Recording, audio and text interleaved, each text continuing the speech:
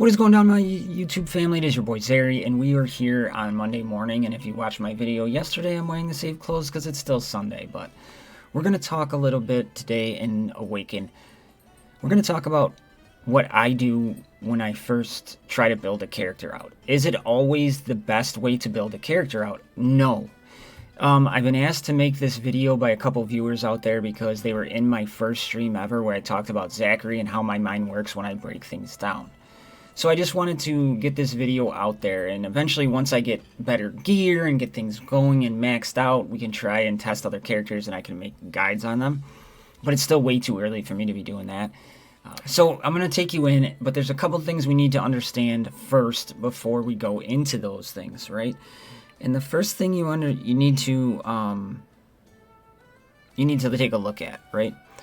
So I'm going to use a character that I want to start putting gear into, right? I made a promise. Let's go with Raven. The soul plunders will rise again. Alright, I don't got any gear on Raven. Now the first thing you need to understand when it comes to building any sort of character, right? We need to look at stats. What does every stat do? Attack, damage dealing, health is the maximum damage they can suffer before they die, right? Zary, we know all this. I know, but we need to understand it. Defense, the ability to absorb damage when attacked. Speed determines the order. Crit rate, obviously. Critical strikes deal 150% damage. That would be your crit damage. Focus, chance to apply effects to others. So this is, if you come from Dragon Champions, it's potency, it's accuracy and Raid Shadow Legends. Then you have resistance.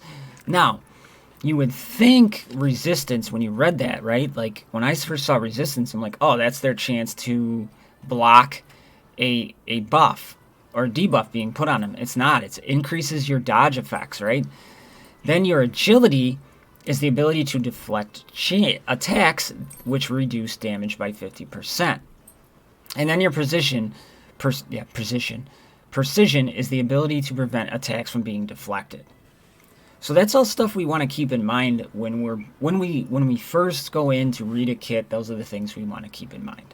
The next thing we got to go down and understand is moves. What does this character do, right? So we start with their trait.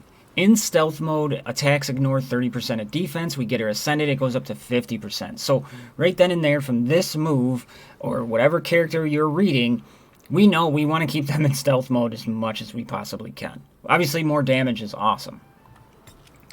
So, Dark Arrow is her basic ability. It deals 70% damage to an enemy, which goes up to 80% when booked. Gives you a 80% chance to apply poison for 3 turns and reduces the cooldown of this character's Dark Fog ability by 1 turn. So what are we seeing here? We're seeing damage, so obviously attack, right? But she also has poisons. So she has a chance to apply poisons for 3 turns. So we know, because we read here, focus is the chance to apply effects to others. So having substats of focus on this character is going to be nice, at least on her A1. So her Dark Fog, which we learned her A1, reduces the cooldown of Dark Fog. Reduces the cooldown of this character's Dark Fog ability by 1. So, Dark Fog is on a 4-turn cooldown. It deals 80% damage, 100% when we get it maxed out to an enemy and grants stealth to this character for 2 turns. So there we go. This is how we apply stealth. By keeping her under stealth, she's going to increase more damage. Now, we have her basic reduces that cooldown. So now this is opening up some gear options for us, which we're going to get into in 1 second. Now we have the Dark Arrow Storm. Deals 90% of damage. That goes up to 120% of damage. Plus 50% bonus damage for every negative effect on the enemy. So it's a 6-turn cooldown. When you get it booked, it'll be a 5-turn cooldown. So what we're seeing here is you want that poison to land, or if you're more concerned about just building her for damage, you want to make sure you're putting her in a composition with people that land debuffs. Or you're using a spell that lands debuffs, right? So say you put her with a whole bunch of poisoners, and then you're using your Purgatory spell, defense down on everybody, it's just another negative status effect. But you got to think, 50% bonus damage for every negative status effect on the enemy. So you want to pick the person with the most debuffs to go after. So that's how I break down a kit. I go through it. So we saw she needs to be on her stealth. She gives her stealth on the Dark Fog ability on her A2. She's putting on negative status effects with her A1, and then reducing the cooldown of the stealth, right? So we're seeing that. So we're kind of learning turn orders too, right? Like her ultimate, you don't want to lead with that right away because you're not going to have a lot of debuffs out there. Like you want to start with the Dark Fog, then you come back with the A1 and build up those debuffs all around, unless you have somebody on the team, obviously, that can build up a bunch of debuffs, right? So that's how I start. So now it's like, well, let's go in and let's do some gear, right? Well, first, let's go take a look and see what types of gear we have. And in Tulpa, we have health, 15% health, 15% defense. Then we have a rage set, which is 20% crit rate. Definitely a rage set could help her out for sure, because she seems like she's going to be built for a lot of damage. The Ash sets, we have the speed. The speed would be good the faster she goes. She's reducing that dark cooldown, but again, we're not lapping anybody, right? Then we have the Air Variance set, which grants this character 50% bonus damage when attacking over an area. This isn't going to do her any good. She doesn't... Attacking over an area is AoE. Or you call it AoA, whatever. But that is that. So that's really not going to help her out. Dragon Scale takes 30% less damage from critical strikes.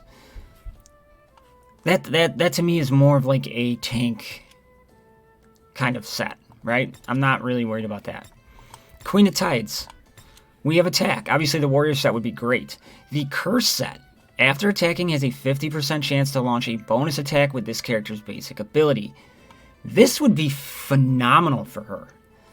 The curse set would be amazing for the character Raven that I just pulled up, because we learned by reading her move kit that her A1 reduces the cooldown of that Dark Fog, which keeps her under stealth. So that would be really, really solid. A curse set would be awesome. Revival set restores 10% max turn. I'm not worried about that, right? Max health at the start of the turn. Again, I could see that kind of being like a tank set, or maybe on your healer. Then we have the Witch of the Wind. In the Witch of the Wind, we have a Raptor set, which gives us 20% focus. The Assassin set. Attacks have a 50% chance to deal bonus 35% damage. That's not bad, but I think we could get definitely better sets for her. And then Faith converts 50% of healing provided into shield. Not what we want on her. Then we go into the Gemini Dragon, and we have the Guard set. Grants a shield. Now, Divine set, this character has a 30% chance of launching a counterattack with their basic attack. Divine set could be very, very good because their basic attack, again, the same thing as the Assassin set, right? So that would be awesome, reducing that cooldown of the Dark Fog, and then attacks have a 20% chance to stun the target.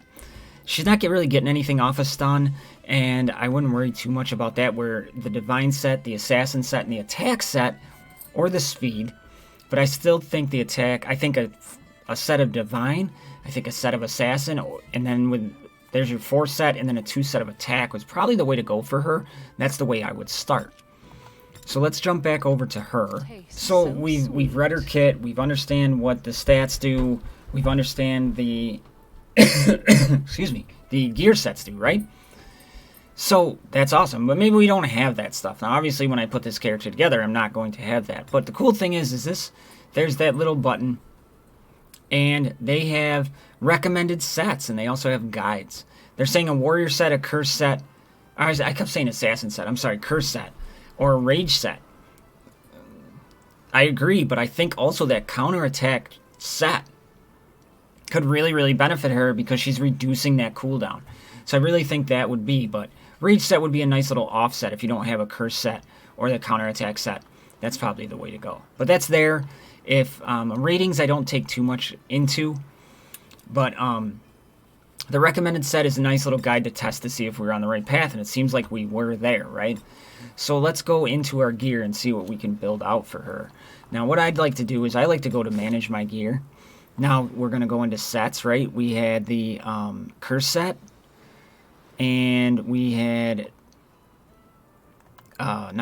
and the divine set, and then the warrior set, because that's the ones I want to put on. Now gear wise, we're not going to have a whole heck of a lot, right? This one's going to get us defense and health, really not going to benefit us, so we're going to hold off on putting in that. Let's go here. The bonus attack. So okay, we're looking at the curse set right now. We have 2 pieces of the curse set we could potentially put on. So let's do that. I mean, none of them have really phenomenal stats. Okay, we got our 4th piece of curse set. You know, we do have divine boots, whatever. Now here, the gear is so subjective that right now we got some speed, defense, and attack. Okay, on an attack boot, let's just keep that one on her. And I think we might be 1 short. Yeah, we're gonna be 1 short. That's okay. But you can kind of see what we're looking at. Now we got a 6% attack ring, which is what we want. We're getting some precision, which would be really, really nice. And a little bit of health in there. Not bad. So that would be a good ring for her. We also have 6% health. No, it's not really what you want on a warrior ring. So we'll just slap that one on her for the purpose of this video. And then here we have defense, health, and health. Crit rate and attack. Let's go for the crit rate here just to kind of put it on. So overall what we're doing is we're bringing up her attack by 50, her health. We're bringing up some defense, some speed, crit rate by 1%, some focus by 5.5%, which is really, really, really good, right? And precision up by 3, resistance by 5%. So we'll pop that on there. And we've built out a raven. So people ask me, Zary, how you break things down and how you build a character. And that's exactly how I do it. I start by, you know, if I need the refresher on the stats, I get the refresher on the stats. If I need the refresher on the gear, I get the refresher on the gear. And then I go in and I break down the kit. Little things. Think about who they could be paired with. Think about turn order rotation, right? Because you don't want to pop that ultimate off first on Raven, because there's probably not going to be a lot of debuffs out right away. You'd want to pop that Dark Fog to make sure all your attacks are getting that much more. So you can think about that as well. And your turn order actually helps you out to determine kind of where you want to focus on, right? And then you kind of break down stats like that. Okay, well, she's a damage dealer. She gets reduces the Dark Fog cooldown with her A1, so counter-attacking or bonus attackings would be solid. So that's kind of how we built her, and then you build it for damage and crit rate. So I hope this made sense to people, and I hope it just wasn't me talking into the screen for a little bit. But that's how this crazy mind of mine works, and that's how I build my characters out. And obviously, if we had more gear, I could make it exactly how we wanted to, but when I do new, like I call them noob guides on characters, you'll get to see that a little bit more. But a lot of people were asking me if I could make a video because the first stream, they liked it, but they didn't want to go back and watch the first stream until I found that point. So here it is. That's how I build out a character. So if you got any questions, let me know. That's all I got for everybody today. I'll see you on the next one. I love you. I'm out.